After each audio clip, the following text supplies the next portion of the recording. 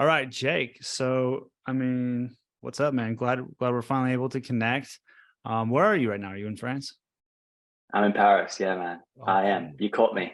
Yeah, I'm there not we going to be go. here next week, but I'm in Paris this week. And then when are you're getting married July? July, 6th of July, down in the south. It's going to be sick. How are you feeling? Look, man, honestly, my life is so busy at the moment that I don't even have like a lot of mental headspace to jump I think we're 3 months now ahead. So like thankfully we've got like a wedding planner and we've got Okay. my fiance who's Okay. like organizing a lot of the stuff. And then I kind of get like the yes, no questions of like, what do you think of this? What do you think of that? And it's like pick and choose. Yeah. So I'm feeling cool. I'm feeling cool with it. I mean, we've been together for like 9 years. Yeah. So, you know, and we've lived together, moved overseas together. So I'm pretty confident. I know what I'm getting into here. There you go. She's cool. I told you offline when I messaged you before. I was like, happy wife, happy life, right? Oh, totally, man. Biggest secret. And like, Yeah. yeah, I know the upside of that and the mistakes made to that and what that leads to as well. Wedding count as far as guests are concerned? 70 people. Okay. Yeah. Cool. Yeah. Pretty solid. Has Nothing that too grown? crazy. Look, honestly, it helps that most of our family and friends live in Australia. So like Mm, there's a lot of people that just flat out can't come because it was pretty quick turnaround. Like I proposed in October. We probably didn't send out invites till start of this year, end of yeah. last year. So it's only giving people 6 months to book a 24, 26, 28-hour flight. Okay. So Cool. Yeah, you it lucked. could have been a lot bigger. Yeah, you lucked out there. I mean, for mine, I wanted a smaller wedding, and then my wife had 80 people, and I had 25 people, and it just kept Yeah, growing yeah. and growing. And I'm like, oh God, this is getting out of control. But what can you do, right? It's hard, man. It's hard. Honestly, like when we did the first list of like, okay, who hypothetically should be invited, it's like 150 or something Mm, ridiculous, like something crazy. Then you have to bring it back because also we have like venue restrictions and stuff. But step by step, you kind of like Pareto principle, like what's the 20% of people with the 80% of the not the results, but yeah, the relationship. for sure, And man. we got there. Nice, dude. So you're from Australia. Walk me through. So yeah, you have active pod right now as far as a business you're building out, which is very dope. And I've seen Correct. some of your work, and you're highly talented, which I'm excited to tell people or for people to learn more about, you and your business. But how did you even get into podcasting? Walk me through your journey a little bit. Oh man. All right, let's go back to the start. So left school, didn't really know what I wanted to do.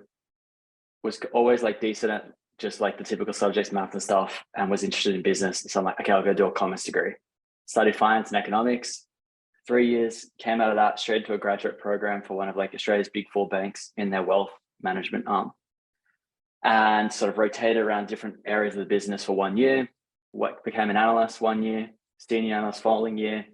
3 years in, and I was kind of looking around, and like it was good. I was getting promoted and stuff. Kind of typical story, but like there was no one around me that I looked at, like the managers and everything, where I was just like, yeah, I really want to be that in 20, 30 years.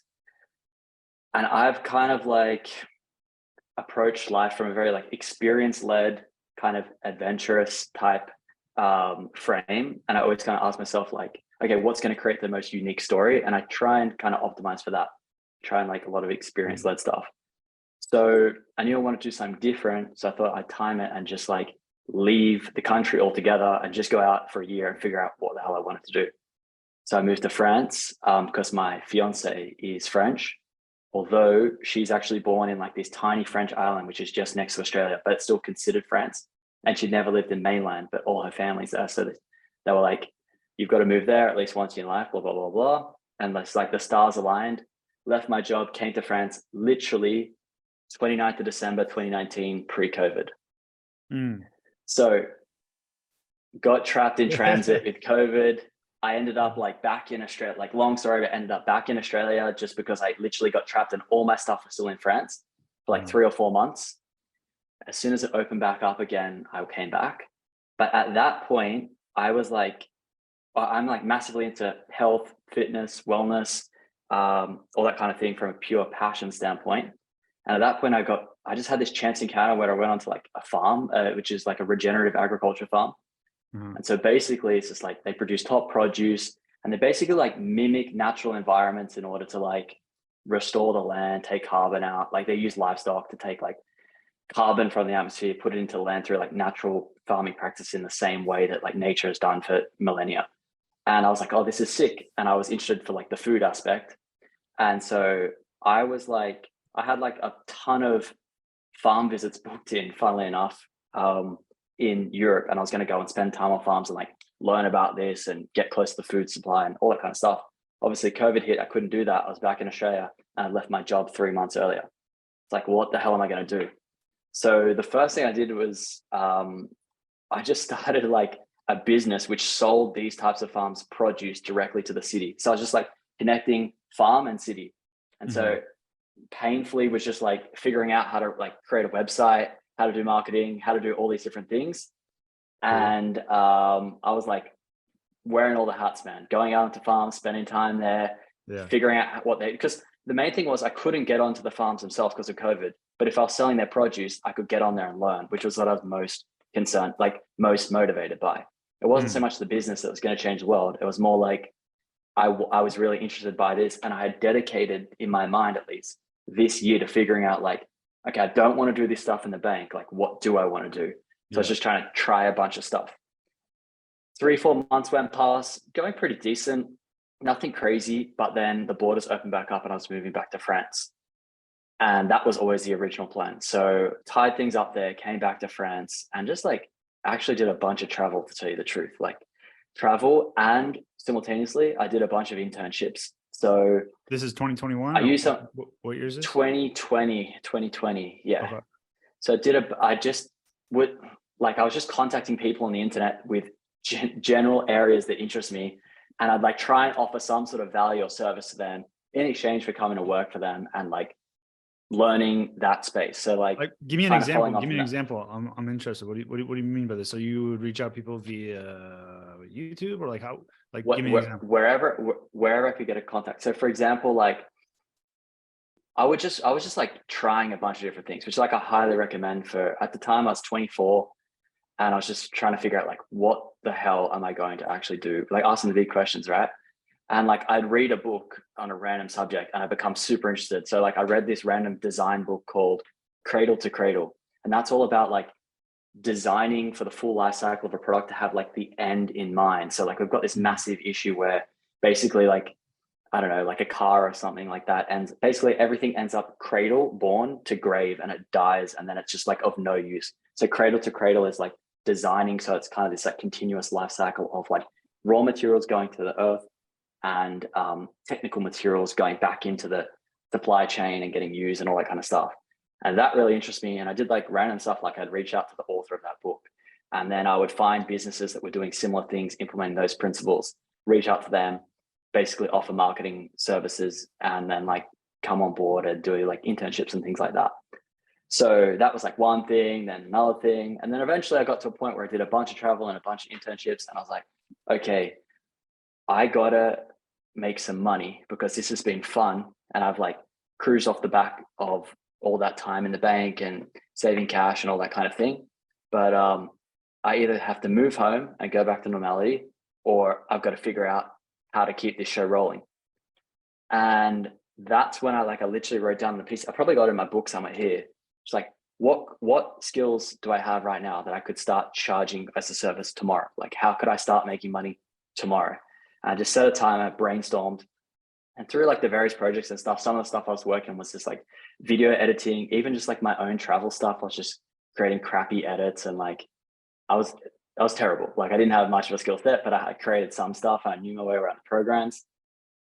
I was like, okay, maybe I could do that. Like, what could I do in this space? And like, I had some dud ideas, man. Like maybe I could create travel videos for people. Like, I had some terrible ideas. But I just listed out a bunch, and then one of them was just like, maybe I could, create content for the content creators that I already like their content. Like, I'm already a fan of their stuff, and I could be like their right hand man in that sense. And that would solve the problem of I need to make some money to get the show back on the road, to stay overseas, to stay remote and traveling and that kind of thing. And B, I also like upgrade my circle of influence, and all of a sudden I'm like around some really cool top people, which like just through immersion, I'm bound to pick up a lot of different stuff. Yeah. So then like I used like what I'd done previously. So what I did previously was like I figured out some way to be of value to someone, found someone that I feel like had a need, and then I basically just reach out to the internet with some stuff and be like, hey, do you like this? If so, let's like work together. If not, use it however you want. And then the first person that I messaged, they were just like, this is really good. Let's chat. Are you free in the next 24 hours? I was like, oh damn, like I wasn't expecting that success rate straight away. And that was just like, I took some of their video content online, their long form, I cut it up into some clips, and I sent it to them and be like, hey, there's some ideas. If you like it, use it however you want. You can post it. And if you want to work together, it's an idea to work together in the future, but no stress, whatever you want. Then that worked. And that was like someone that I really like. I was already consuming their content a bunch. I was like, holy shit, I can just turn to these people on the internet that I'm a fan of, their work, provide some sort of service. And all of a sudden we're just like, now we're colleagues, I guess, or they're a client of mine. Mm-hmm. And then I did it for the second one. And like, I literally got the message straight away back. Like, I've been waiting for you. Like that was the message this guy like sent. A long lost girlfriend. I've been waiting for you. Yeah. Whoa. Literally, I've been waiting for you. It's like, damn, okay, this actually works. And kind of just like progressed on that path. Then, yes, okay, that's probably like a long monologue of how I got to this point. But no, I love that's like the long journey of just trial and error. So you if I understand this correctly, so you thought of the video editing, right? And then you tinkered with it for a bit. And then the first person you reached out to decided, or like, you're like, I'm going to try and like offer my services. The first person you reached out to said they were willing to accept your services. Yeah, 100%. And then what did you do as far as pricing? Were you like scrambling, or how did you determine to set your pricing? Yeah. Like, honestly, I just jumped on Fiverr and Upwork, picked like all of the cities like in the US and like Western world that were like similar people to me, looked for like the top of the market and just went like just a touch under, because like objectively they were better than me. So, but you know, it was still like pretty decent pay for me straight after, charging hourly rate to start with. And that's kind of how I figured it out. But honestly, like it was like really hard, because there's so much that you think, oh yeah, this is easy. And then you start getting into the craft and you get a feel for like the different needs of different clients. And like the skill set was not there on day one. And like, there were many long nights, hours on YouTube, like frustrating things where you're just like, I don't know how to do this. And like, I was screwed many times, but like, but the pressure of having to deliver for a client always meant that I found a way, even if that meant staying up to like 5 a.m., 6 a.m. to get something done. Sometimes it's just like 2 to 3 hours where it's just like, if I had the skill, this would be 30 seconds work, but I need to figure out the answer. And that was hard. And you know, do you enjoy editing? It's satisfying from like a digital craftsmanship perspective when you're doing like creative stuff. Yeah. When you're just doing like run of the mill, like there's a lot of work which is just like repetitive and monotonous. Like there's no getting around that. But when you're doing creative stuff, yeah, I do like that. Yeah. But I'm more lit up by the creative process of like constructing and building a business more than the physical digital craftsmanship of editing. And that was always like something in my mind. Yeah. I feel you. I mean, your videos are fire, man. Like they're really good. Like if you, for people that are like, I'm just going to toot your own horn here. So you edit Joe Pompliano, Anthony Pompliano's brothers videos, and the short videos, the trailers, the cliffhangers, everything. Like that's how we were just, I saw some of yours, like, I think you posted something a while back, right? And you're like, this video got, you said this video got whatever, like 300,000 views or whatever the fuck it was. Right. And I can edit a little, like maybe I was where you were like 3 years ago, but I hate editing. It bogs me down. Yeah. And I know what you're talking about. Like if you're editing your travel video, or you're having an artistic flair to it and you're piecing something together and you're like, okay, cool. And then when it's done, it's like your little baby that's just in space. And when you have your Yeah. kids, you could be like, yo, like this is a trip I went on. Or this is something very cool. Yeah. And like that part is exciting, and seeing just to come to life, right? Because it started as an idea, and then you're adding in transitions, and then it just becomes this beautiful piece that you really enjoy. But if you're editing I'll say a conference for nurses or Yeah. something, you're like, Or all right, a video call you're or gonna something. Yeah. pay me, but like, oh man, and I get where you're coming from. So yeah, and the business side is a different animal, right? Because now Totally. you are trying to, or you are bringing on. So tell us about the business that you have right now. So you have a business called Yeah, ActivePod, right? definitely. Yeah, correct. So I'll take it back like a year. So like mid last year, I like tried and failed at this. So like I was doing a bunch of different video editing services for a bunch of different people all over the place. And I was like, okay, like there's an opportunity here to just get a bunch of editors and take like because I'm like good with clients and I can understand what they want, and I can like even bring a lot of ideas to the table and all that kind of thing. And I know like the language of actually editing, having done it. Maybe I can be like the plug between the two and get this cranking out. And like, quite frankly, I did it pretty well. It didn't succeed last year, to tell you the truth. So basically what happened was I had no idea about like creating processes, create like systemizing everything. I kind of just expected people to have skills, and then what I was after. And then when they didn't deliver that, then I was naive to think that like it would magically appear how I wanted it. So then I ended up spending a lot of time giving like individual feedback and correcting a lot of the work myself, and ended up just being like more and more. And then I ended up just being like, damn, what am I going to do? And like many times I thought I like looked into different things, to tell you the truth, because I was just like, what can I do? And I've always got idea spinning. And to be honest, that's probably like one of my pitfalls a little bit as well in the past. It's just like shiny on object syndrome a little bit. But that coming back and I always came back and refocused and be like, okay, I can do this. And like I started on Twitter, then I started coming across different agencies and how they were doing it, invested in some courses, and then I started figuring out, okay, of course I failed before, because like I wasn't creating a business. I was just like trying to do some work with some other people.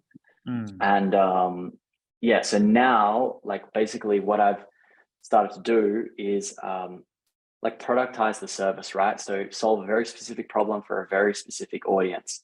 And rather than just being the video editing for all, we're like a podcast content production house.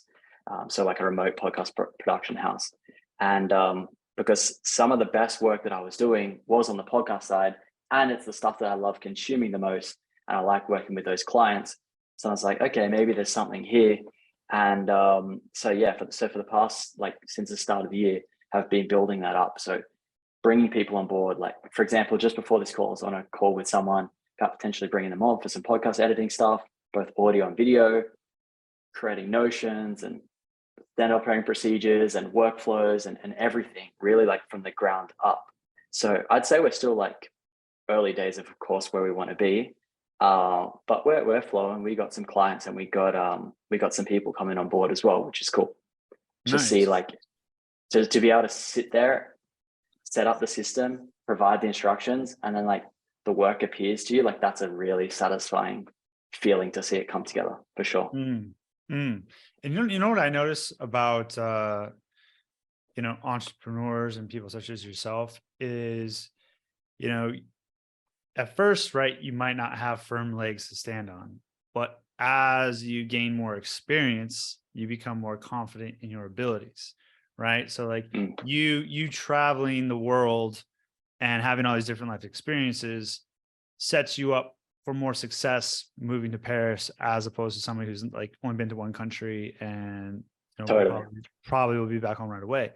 And so the more business experiences you have, or the more quicker you fail, you are able to have more successes, to have a stronger foundation.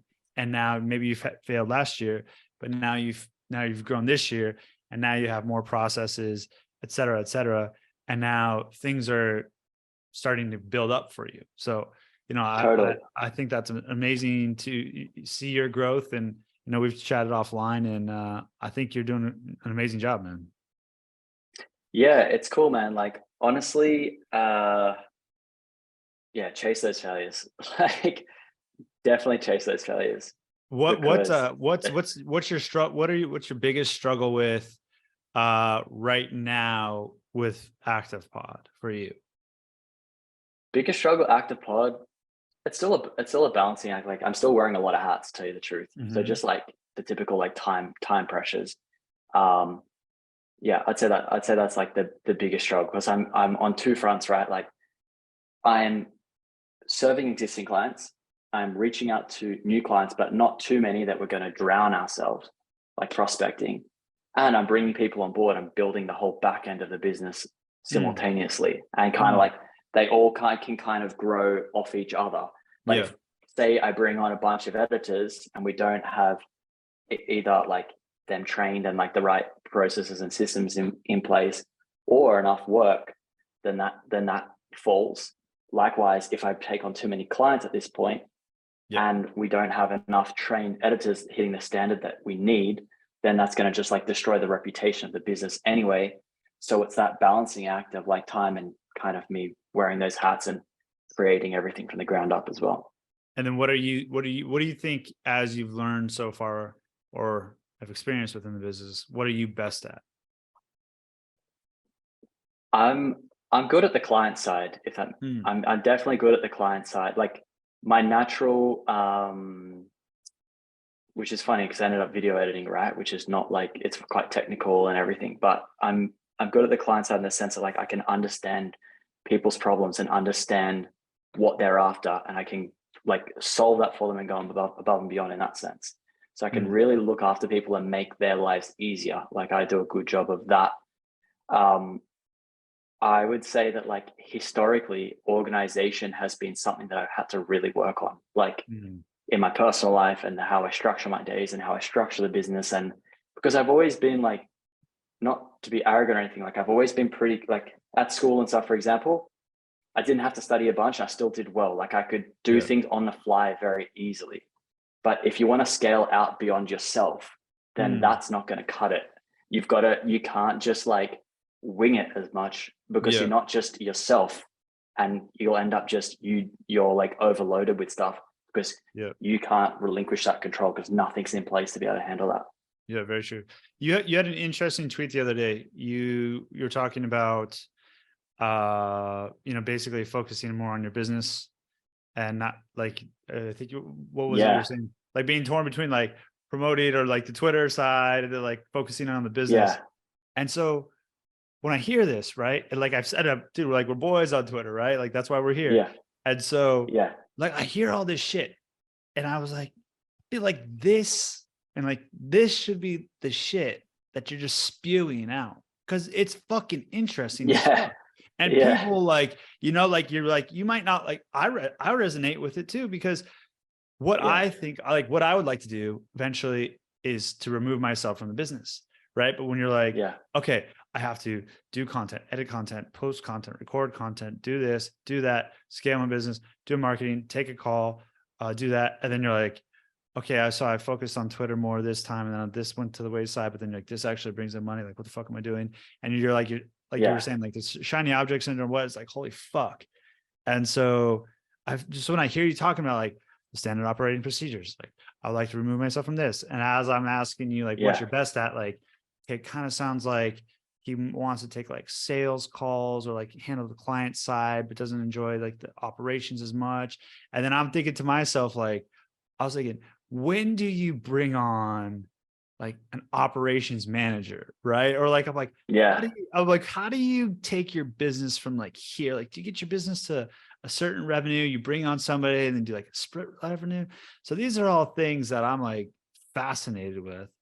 And I Yeah. think Totally. if you were just, I'm fuck, I'm Yeah. probably giving you my own advice, right? This is the shit Yeah. I should be doing, right? Yeah. Like, fuck. But no, I'm just thinking that out loud for you. Like, dude, like it's interesting. Totally. And this is the conclusion that I came to, right? Because like I didn't even regret getting in these situations. Like I honestly think like these problems, these pain points, it's always a signal. So like you don't actually know something until you don't actually know something until you do it. And then when you do it and you're like, oh, this is really hard and this isn't working. And then that's like your signal to like, okay, like pivot in some way and make this work. So for the example that you're talking about, like you're on Twitter, like for me personally, I'm on Twitter, I'm seeing all these creators on there and they're like building like creator businesses. I'm like, that's sick. I'm really interested. I've got all these interests and passions. Maybe I'll start creating content around that in addition to like what I'm doing now, building the business, and like create this brand around that as well whilst I'm building a business. But of course, like when you're building a business and getting it off the ground, man, that takes a lot of energy and heavy lifting to do. So all of a sudden, instead of being like 100% dedicated to that, I'm like spending time consuming other content to create content on, which is not related to my business, which is dividing my attention, which is making me overall less effective. So that was like a pain point and a signal to me. And I was like, okay, let's just simplify this. The business is the number one priority. Okay, cool. Document the process of that. And that becomes your content and your passions and your interests. And like, I am passionate and interested about what I'm building for one, but I had other things that I was also interested that I'm thinking like, you know, it'd be cool to have an audience around this topic in 5-10 years time. And who knows where I'll be with the business by then. And then I've also got this audience on this, but just like, what's the most important thing right now, and do that. And that's kind of where I've come to. Yeah. And I think also too, like people get caught up in the numbers, right? So if you have 10,000 followers, but only, I'll just say 500 people are buying from you, or you have 1,000 people following you and 90% people are buying from you or whatever. And so it's like, I feel almost like sometimes like the creator economy in a sense is a circle jerk. Like, it's like, you know, it's like this, okay, I'm just gonna throw this out there. This is my biggest fucking pet peeve. It's like, I have 300 followers. This is me personally, but some have 300 followers. It's like, here's how you gain 10,000 follower audience on Twitter. Or I'm like, but you have 300. It's like, how are you charging a business like for people like building an audience, but you don't have an audience? Like, I just always dumbfounded. Like, who the fuck? Like, who the fuck? Like, who the fuck? Like, what the fuck? Honestly, like there's probably like, you know, 5 to 10 really good people on that topic that I like appreciate, because I take some you know, notes and stuff from. But overall, it's like really oversaturated, like how to build and grow an audience. And like the way that I viewed the creator economy, as much as I love it, is it's just like it's a pyramid scheme. It's like other creators creating content for other creators who comment on those creators in order to get exposure to other creators. And it's like this kind of like inbred pyramid scheme in some ways, where there's no like, there's value within this circle being created, but like in terms of a lot of real world value, it's kind of propped up just by ourselves in a way, if that makes sense. Yeah. And whereas I think like go ahead. Sorry. Go ahead. I was just gonna say, like, my ultimate goal creating content would be like to cut through beyond the creators as an audience, because and just like get into the like, it's a very simple heuristic, but like cut through to like normal people that are just on social media. I think that is personally what I envisage, but not for everyone. Yeah. I think also, you know, the more reps, right? The more reps you put in, the more you develop what you like and what you know, right? So you know, what are those rings that you use? What do you use? The rings? Oh yeah, the rings. Yeah, you like the rings, right? I like running marathons, right? And so there's 1,000 different ways to burn 1,000 calories. There's a million different 100%. Ways to make $1 million. Like, there's no one size fits all. And so what works for you might not work for me. And so, you know, when you're doing business and you're putting in the reps, you're actually learning at a faster rate. So even if you don't fucking know what you're doing, but you're doing shit, you're weeding out all that other stuff. And so for me, like, I'm just starting to realize, I'm like, okay, I should specifically just focus on 7-figure real estate investors. It's taken me, I've like come to this fucking fruition now where I'm like, okay, and if I just drill down on that, like that should be fucking talking That's to. it. And those Yeah. dudes have fucking money. And I shouldn't be fucking trying to be like a creator to get you, Mr. Creator, on Twitter to fucking grow, to give me $50 Or to like because buy a pro, yeah, like yeah, a like a 297 6-week program, whatever. And by the way, you know, like some people have built some really big things on there, like doing that, and it's sick. But like, I feel like there's more efficient ways, like you say, to scale. Like some, even like I was chatting with my dad, right? Like I always chat to him. He's done a bunch of different businesses. He's been in finance. He's been in now he's in construction. He's like a civil engineer by degree, and he's kind of come full circle through it. He was invested in like Australia's biggest like natural candle making like business, like e-com kind of stuff. Like it was pretty big operation all around Australia and China and stuff. And then he eventually got out of that and went back into construction. And he's like, man, the older that I've got, sometimes I've just realized that like you don't necessarily need to be extremely lit up, passionate about like this perfect alignment with the subject that you're on. You can just like appreciate doing a good job and building something of value. And that you can drive a lot of satisfaction from that and a lot of results. Like sometimes make that bank, do like create something of actual value for the world. And you can still have like, you're interested in your family. Okay, you spend time with family. You're interested in like your fitness and stuff. You can go and enjoy that.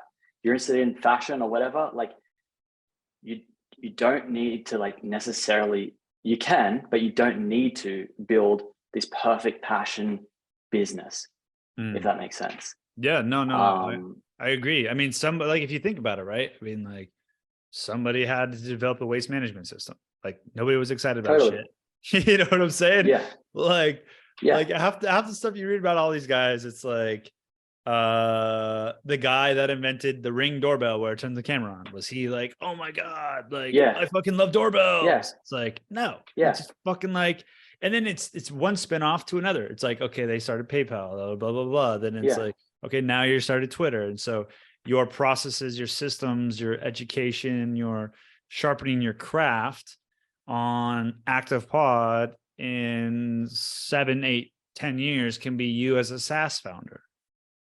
Yeah, right? Exactly. Like there's so many different options. And like ideally, you're someone that enjoys, like that's my creative outlet, is building the business and the personal development as well. But if you enjoy that, you can almost do anything, if that makes sense. Like it becomes less about specifically what industry you're in or what product you're solving. As long as you enjoy the process of creating and building something, you're going to get a lot of satisfaction out of it, I think. And it doesn't need to be this like, I'm so personally, I really like podcasts. Yeah. So like I enjoy that, but because I consume a lot of that content, but it doesn't need to be like, I'm so passionate about podcasts. Like I'm on a mission for every kid around the world to hear podcasts to like level themselves up. Like I'm not necessarily thinking like that. Yeah. I kind of enjoy it, and I like the game of building something. And this just happens to be what I'm building. Dude, this is such a beautiful thing, because what you're saying is so simple, but it's 100% correct, right? So like, let's say what you said, I relate to that. I agree with that. And so if somebody were to say, let's say before you said that, I were to say, I want podcasting to take 500 million people across the world and give them podcasting and educate the children of the youth. And then you'd be like, oh shit. Like you know, that on the other side, right? You're like, oh shit. Like, I just want to fucking like, you know what I'm saying? Like somebody could be like, have this fucking elaborate goal of like, I want to help 1 million founders be self-educated to help children of South Africa. And you're like, fuck, dude, like, do I have to have this big ass goal? Like, I don't even really enjoy, like, well, I enjoy podcasting, but like children of South Africa, they're like, I want to bring 2 million podcasts. Like power to them. But it's like, that's not what I'm thinking on a daily basis. I'm just like keen to get up and get off for just the act of actually getting after it. Because if I'm not doing that, I'm kind of pretty miserable if I'm not doing that anyway, to say the truth. Like if I don't have some sort of, like if I go on a holiday and I'm just like relaxing for too long, like I enjoy like a lot of time where I meditate and stuff every day, and like I take time to disconnect and walk and whatever. But like just to go and sit and do nothing for too long, I'm just like, oh man, not for me. Yeah. Not for me. I need to have something that I'm building or creating. Yeah. I wrote down once some journal or some fucking book or something, and I was like, when am I happiest? And I said building and creating. And then I found this like 5 years later, and I saw the question first, and I was like, all right, I want to answer this. And I answered it in my head. And then I looked at the paper. I'm like, dude, that's spot on. Same thing. Spot on. Because that's you as a person. Yeah. Yeah, it is. And I think, you know, when you were growing up, were you always like a naturally curious person? Yeah, I'm like hyper curious. Like if you like, I'm that guy, like we go overseas, we're on a walking tour, and I'm like, you know, I do normal things. I don't just do like weird shit like that. But when I do that, I'm like asking a million questions, or like my fiance is like worried sometimes that like, I'm not sure that person wants to speak to you. Like they might just want to do their job. And I'm just like asking so many questions or whatever. Yeah. Uber driver drunk home on a night from a night out, or like just in general. But yeah, sorry. But no, I think as humans, right, we're naturally curious people, and you will pick up a book, and if that's a fucking sales book or whether that's a book on cradle to cradle, you just follow that, right? And I think smart entrepreneurs follow their intuition regardless of where it takes them, right? Like that's what I deep down believe. And like when I lived in Los Angeles, I'd get on the train, I'd go down to the big public library where all the homeless people live, and it's this massive, like 5-story building, just biggest library you've ever seen. And you could check out like 25, 30 books, get some CDs. Dude, I just go in there for hours, get lost, load up my backpack. I'll be like, oh, it's dope. This book's on Ferraris, put in the bag. Oh, learn Russian. Like I'll probably learn a couple sentences, you know, like, oh, sailing. Whoa, like, what is this about? Boom, put that in there. Just walk around, just load up my bag. Yeah. I love that shit. I hate how Thailand doesn't really have like big libraries to do that, but I used to love just going in there, getting lost, and just see like trip out of be like the possibilities, right? It was just I just love that. 100%, man. Like there's nothing more that I love than just like a unique experience. So like I live in Paris, regularly like to get out with my fiance, and I just want to like walk. I will have more fun like walking to the shittest area on the outskirts and finding like one good boulangerie and like one interesting thing, but it's new and the first time that I've seen it, than like walking in the most beautiful, like picturesque known spot in Paris. Or like if we're in a car, I love driving through like the middle of nowhere towns and just seeing like what's life like here.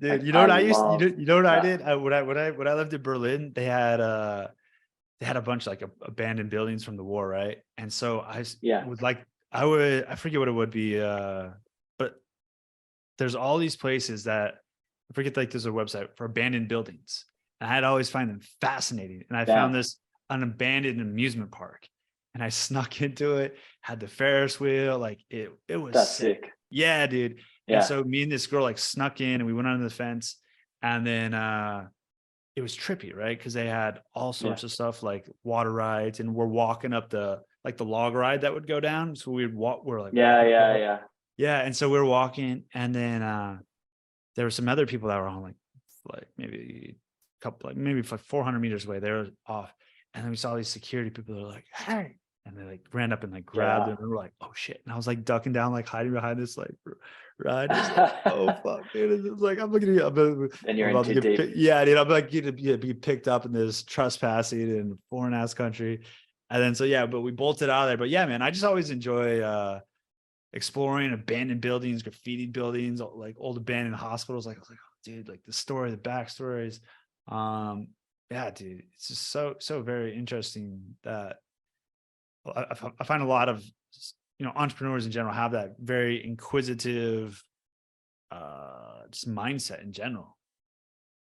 Yeah, because I think like I've come to the conclusion that like 99% of the time I'm wrong. Like my like I kind of approach it as if like, okay, I'm most likely wrong, so let's just figure it out and see like what is the truth or what is XYZ.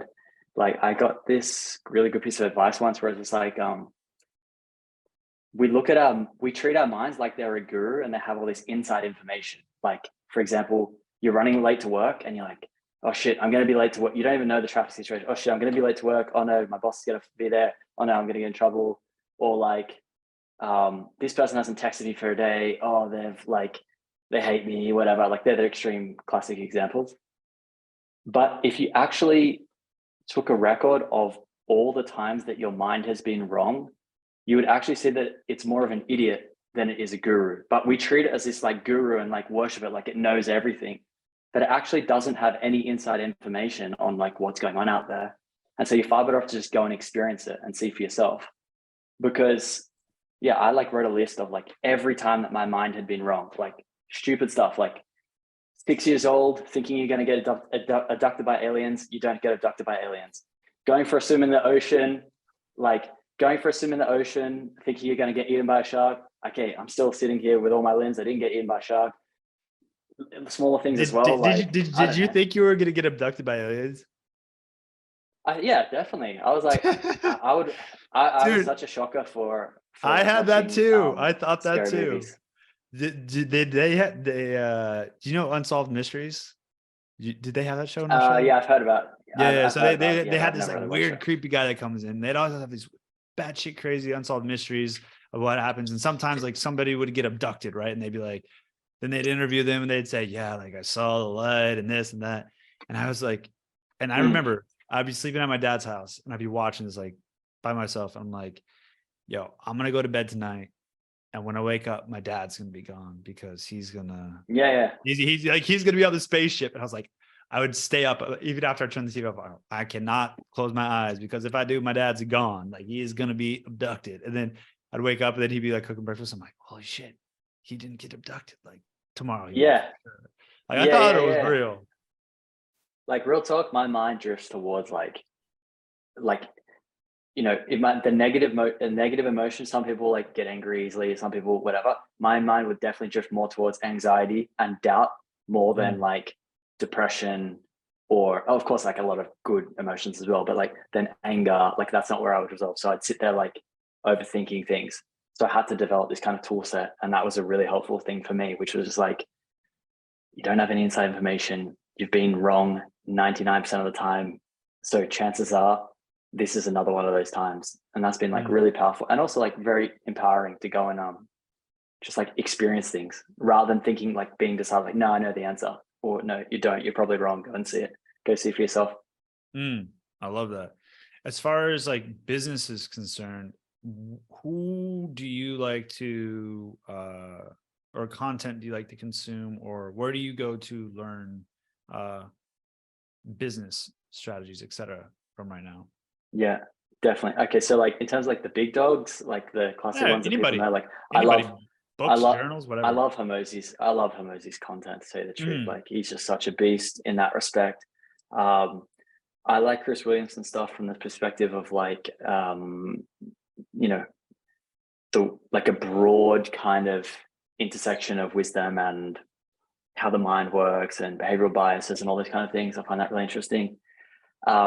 I did this course like specifically for what I'm doing. There's a community called the Utopia, which has been really helpful. It basically just teaches you how to build like an agency from actually picking the skill to learn and learning it to like getting your offer, getting the people out there, being a one-man show, building it up to more people. That's been really helpful for like the nuts and bolts of this specific type of business. So if you want to run like an email marketing agency, if you want to run social media, like an Instagram agency, like social media manager, if you want to do video editing, if you want to do anything, any sort of marketing or digital services or even e-com. That's like been good for the nuts and bolts. A lot of resources that I've like really, really used there. What is it? What is that? What is that called? Utopia? It's called the Utopia. It's like a community, and like a bunch of people post different things. And the guy who started it's pretty big on Twitter. I think he's like Wiz of Ecom or something like that. Oh yeah, the guy, his icon or his avatar, it's a cartoon or whatever, something, right? It's not a cartoon. Yeah, But it's yeah, like, yeah, okay, cool, yeah, very cool. Yeah, I yeah. was when we That's when good. we were talking about content or I saw this thing about Hormozy, and it was just good. It just reiterated. He was talking about, you know, when, let's say, when you create content, you say how to make $1 million online. So now it's like it's talking at you, right? It's like, here's how I made $1 million online, and here's Totally, how it could help you too. And so you're like speaking from your experience, or like, here's how I failed at making $1 million. Here's how totally. not to do email outreach. And I think when you like when he's talking about like that shift, I was like, damn, like, yes. Like there needs to be more 100%. of this, man. Like the personality, the people, the connection, the preaching from the pulpit is like, it's definitely not Oh, there. it's it's so frustrating, so overly saturated, and like truth cuts through. Like when you hear something like that, and it just resonates, and you're just like, okay, yes, this is truth. Like this is solid advice, right? Because you can feel it. Like Mhm. you know, like logically and the way it feels, you're like, yes, I respect that. I can absorb that. Mhm. That's a good one, and that's something that I definitely try to do and like to. I like. I found it fun. Incorporating like little micro stories as well into like a lot of my content. So Mhm. maybe there's like a general principle, but instead of just saying the principle, talking about like a little section in my life that I found that just personally satisfying. Reading a book at the moment called Storyworthy. It's pretty good for like how to construct stories and all that Mm. kind of thing. I'm not like far enough into it that I'm like mastered it and it's smashing it out in my content, but it's been Mhm. enough of a trigger to like explore that path, and I found that pretty fun as well. Yeah, I find that, you know, when you try and like learn about copywriting or et cetera, and when people are like, yo, people just love fucking stories, you know, like Mm, that's one of the beauties about podcasting, right? It's, as you know, right? We're both in the same industry. Like it's a very beautiful experience, right? It's a good way for people to like you, know you, build you, have trust. And so, yes, Twitter's great, but podcasting, like I've learned so much more about you talking to you for the there's past depth. hour, right? Yeah, it's depth, man. And you know, when people listen to this podcast, like 90% of the people that listen to a podcast consume the whole podcast. It's not like a song where you can jump in, walk in the middle of the club, and you're like, oh yeah, dude, this is my jam.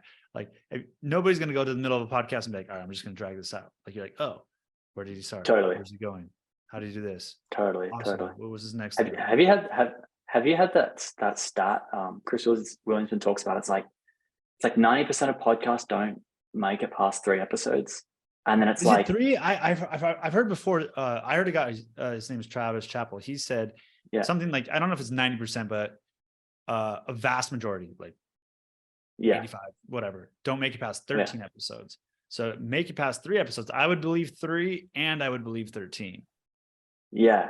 Well, that's what I think. I think what I heard, and I'm probably watching the numbers a little bit. It was like 90% don't make it past 3 episodes, and then of those 10%, 90% of them don't make it past 20. So like Mm, by default, if you're like getting past 20 episodes, you're in like 10% times 10%, like 0.01, 0.001, something like that. Anyway, like some yeah. crazy like percentage.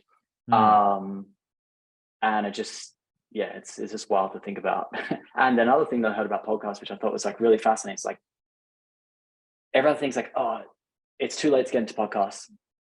There's too many people, but like active podcasts there's not that many active podcasts that are keeping going. mm, And when we're talking about active podcasts, we're talking about, you know, thousands, like tens of thousands, hundreds of thousands in any given niche. If you had that opportunity, like back when I heard it framed, like if you had that opportunity back when the internet was taking off and there was only hundreds of thousands of active websites and you could get your own website, like that is such a golden opportunity. And it's not to say that podcasts will become as prolific as websites, but there's still a lot of opportunity on the table for sure. Yeah. But also too, like the way I tell people, like, so I was speaking with someone the other day and they're like, yeah, podcasting isn't it, there's all these real estate shows, isn't it becoming oversaturated? I was like, Mm, let's look at it this way. Like Joe Rogan just signed whatever. He's making like $50 million, $60 million a year to move over to Spotify. There's a reason why Spotify is trying to basically become the next podcasting platform, right? Like mm, you can listen to any podcast or you could invest your money with anybody. But why do I want to invest it with you? I like your story. I resonate with your story. I know you now. I know your story. You're getting married. I am married. You want to have kids in the future. mm, You're a digital nomad in a sense. We're both entrepreneurs building mm, online. Like, okay, like now I can relate to you more as opposed to Tommy in Melbourne, Australia, who lives with his parents, right? Like, okay, we yeah, have no connection. And so podcasting is a great way to form that connection. And so there's going to be thousands of different podcasts, but your voice, your unique perspective, that's what I want to hear is your shit. And so I mm, feel like the more people are real and have something to offer and have opinions and are doing shit, those people are going to rise to the cream of the crop. And even though, such as myself, I'm not where I want to be, but I'm trying to put in the reps to learn my voice and like find my way in this digital space. That's how I kind of think. 100, yeah, 100%, 100%, and it'll grow and evolve, but you don't know. It's like what it is. What's a classic Hormozy quote? He's like with 20 hours of like dedicated study or practice, you'll be at a very high level in any given craft. Yet most people will spend years just to do the first hour. And Mm, like, if you just get out there and do like a pretty minimal amount of work, you're already like so far ahead of the game. And mm, kind of another thing, just like another thought that came off the back of your not where you want to be, because I often hear myself saying those words as well. Like, I'm not where I want to be. mm, Um, it's the comparison game between where you are and where you not want to be causes like a lot of like inner turmoil. It can cause a lot of inner turmoil, and only when I've had like only when I like it's weird because it's like a paradox. Like you got to know where you're going, you got to have goals, you got to have like a vision of where you want to go, but at the same time, you got to let go of that version and just take the step in front of you to mm. actually get you there and not get trapped in the comparison game between those two versions of yourself.